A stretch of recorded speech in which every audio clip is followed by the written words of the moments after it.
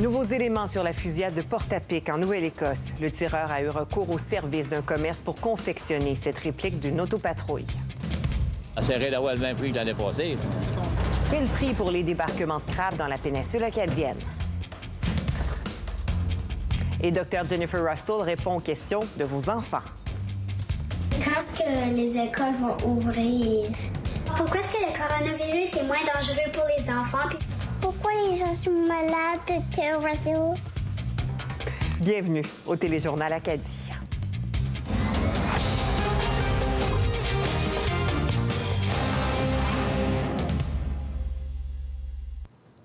Bonsoir à tous. En Nouvelle-Écosse, la GRC a dévoilé quelques détails de son enquête sur la tuerie qui a fait 22 morts en avril.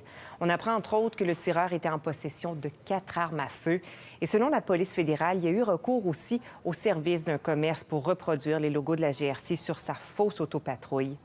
Olivier Lefebvre. Sur le terrain, les 16 scènes de crime ont été libérées, mais l'enquête se poursuit. À propos du véhicule du tireur, les enquêteurs ont identifié le commerce qui a produit les décalques de la GRC. Ces gros autocollants ont été réalisés, selon la police, sans la permission du propriétaire du commerce. Le propriétaire et un employé ont été rencontrés par les enquêteurs. Et concernant les motifs du tireur, un groupe spécialisé de la GRC est en train de son côté de mener ce qu'on appelle une autopsie psychologique. Le groupe de l'analyse du comportement de la GRC effectue une autopsie psychologique du tireur dans le but de vraiment comprendre les raisons pour lesquelles il a commis ces actes de violence. Il s'agit de vraiment comprendre et d'analyser sa personnalité, son comportement passé et ses relations aux autres.